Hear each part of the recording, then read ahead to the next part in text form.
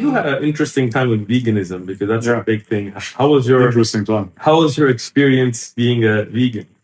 Yeah, my experience being vegan, Some totally healthy and happy. totally happy and healthy, just like the cows. You know, we're all happy together, big family.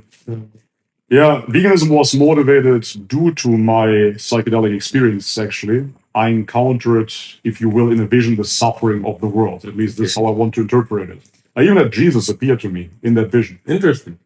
At least, yet again, this is how I like to interpret it. Yeah. Might be true, might not be true. And I just saw that every life that you can save is a net positive for the universe. Okay. So I was like, great. So then, might as well stop eating meat. Right? Because Buddhism and Hinduism were promoting those doctrines. Right. So yeah, long story short, I did it for 4 years straight. Wow. Yeah, I stuck with it. And initially, I tried the whole food plant-based diet. So that means this is the diet that has been promoted by the World Health Organization as the healthiest diet there is, period. Okay. But it's been promoted as the healthiest diet. It's perfectly suitable, is the quote, for every stage of life. Even for babies. Can feed them a plant-based diet. Mind you, all of those plants are man-made.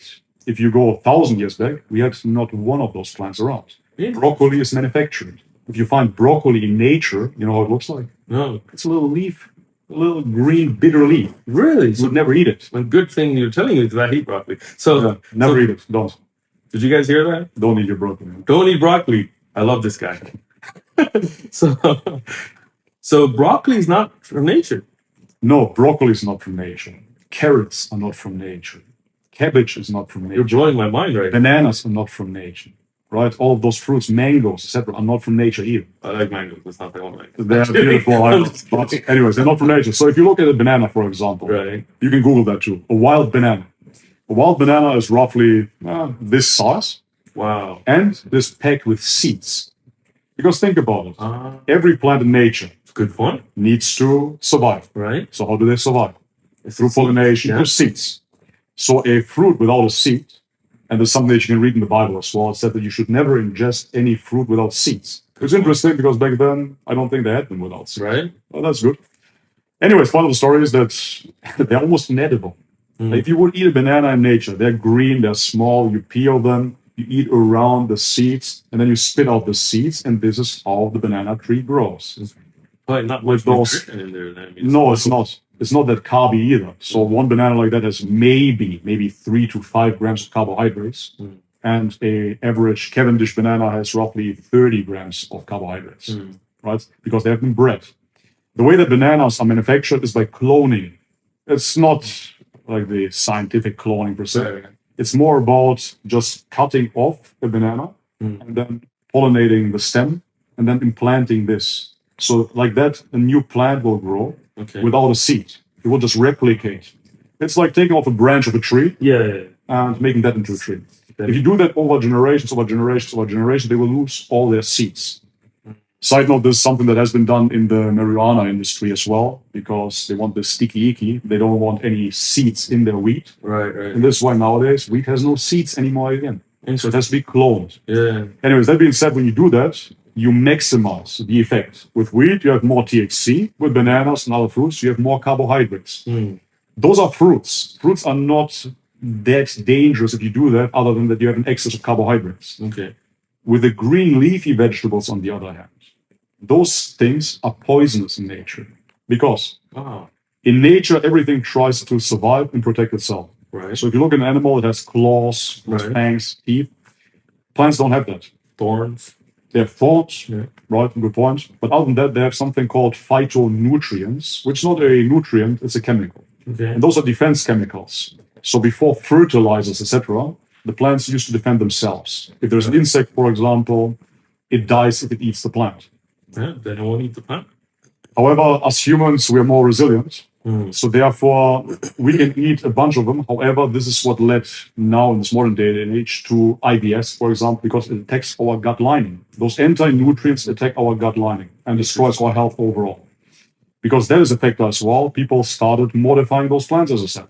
So breed them in a way that they contain more carbohydrates, become more sweet. Yet again, matter of fact is that you don't have those in nature whatsoever. At least 90% of your produce, when you go to a supermarket and you see those colorful aisles, they're man-made. Wow. A carrot, for example, you can Google that too. It was just a little root. Just the root. You think about it, right? The carrot, what is it? It's the part. Yeah, it's the root. It's a root. Yeah. And then you have this little green stuff on top. Hmm. That is the actual plant. And the carrot is the root. It used to be this thin. Wow. Bitter as well. And then we started crossbreeding, making them sweeter. Human. So anyways, point of the story is, to not give you a dietary lesson here, that all of those plants, or most of those plants, are man-made. And therefore the question becomes, of course, if they are not natural in the first place, and we, evolutionary as well, survived for such a long time without them, why would we then need them for perfect health? Especially if the fittest survived already. Right. And then you look back into our original diet, it would have been at least 90% meat-based. Right. And why do we have canines, right? Because canines wouldn't be needed if we weren't meant to eat meat. Not at all. Moreover, we don't have hind guts like cows. We don't ferment the plant matter. No. We don't have that possibility. Quite the opposite. If we eat a bunch of fiber, we get congested, we get bloated. Interesting. So anyways, yeah, this is something that I learned the hard way because, as I said, I was vegan for 4 years straight, believing the propaganda, listening to the science. That's how they call it, you know. Science, yeah. And the experts, of course. And that destroyed my health. So after 1 year, I still felt okay, very hungry, but okay. And I didn't listen to my body. So this is when I started reading further and trying to adjust my diet. As I said, I started with this whole food plant-based diet. Then I went raw vegan because they told me raw plants. This is the way to go. No cook? Nothing. Wow. Just salads and fruits. And then later on, I cut out even the salads because just fruits are the way. Interesting. Just fruits. That failed completely. Then I did the fasting, failed as well. Then I went back to a whole food plant-based diet. And now 4 years passed. My teeth were rotting out. One reason why I'm wearing this Invisalign here is to straighten them out again due to veganism. Oh, so they started becoming crooked. Really? Yes. Because if you look into it, a vegan diet has no creatine whatsoever. And I'm going to list the nutrients in a second. Has no creatine whatsoever. Creatine is only found in meat, in red meat.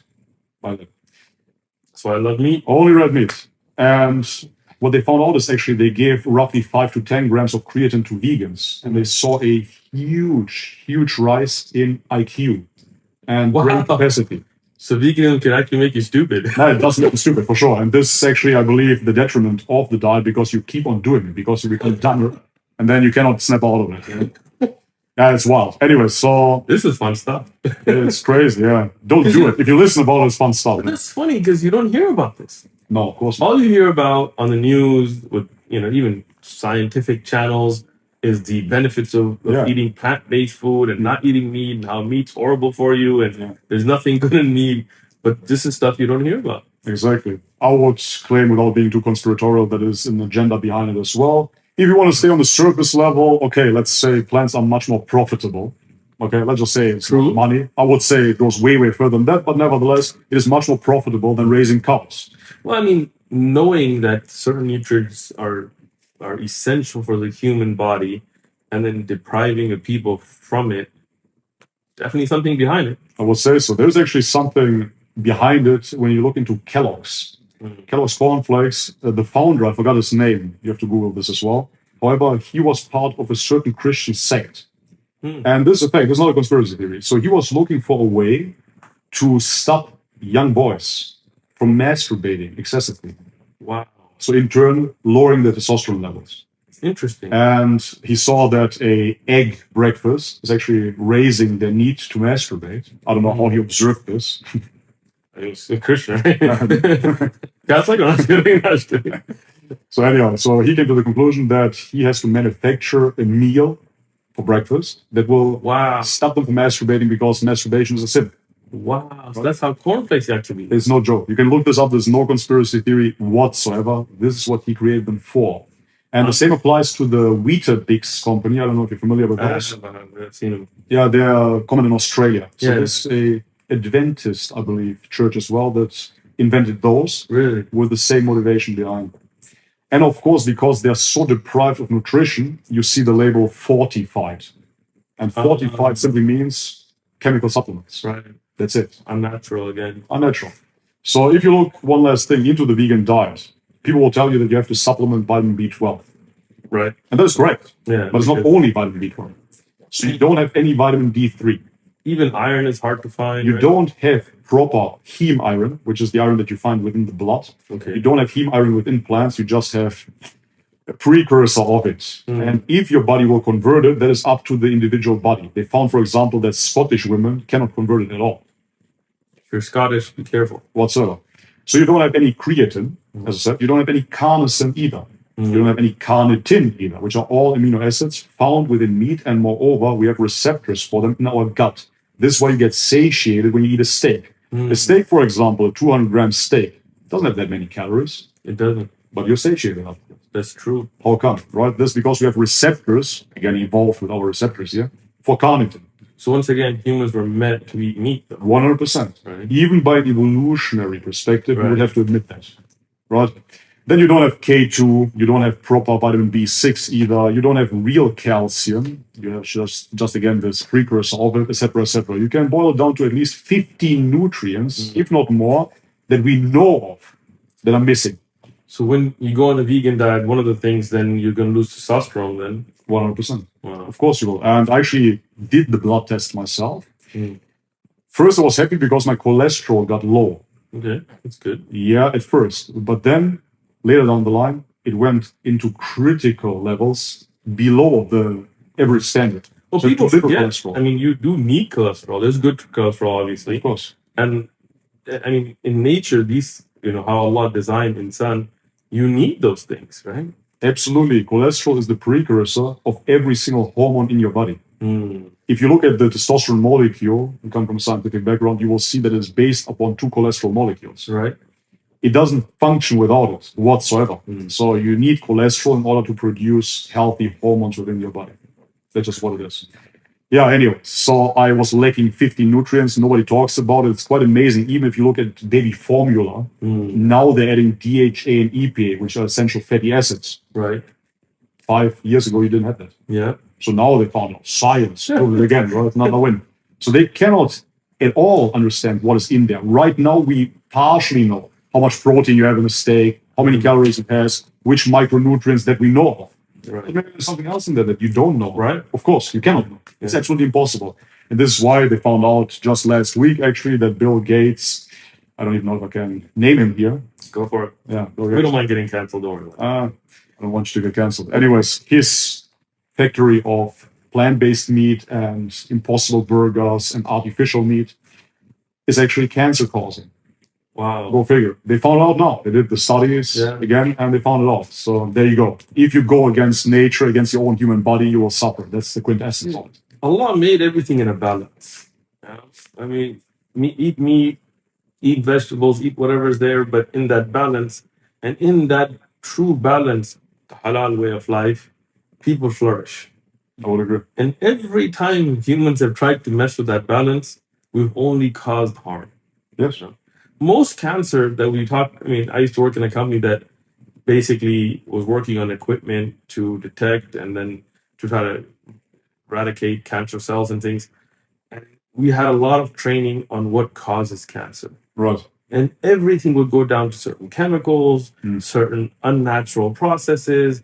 And you start thinking, like if we really lived in a way that Allah designed for us, we would be cured of, so many lifestyle choices within the halal life would save us from these things. Absolutely guaranteed. In my mind, there is no doubt that if we follow the laws of God, and therefore implicit the natural laws as well, then there couldn't be such suffering. Right.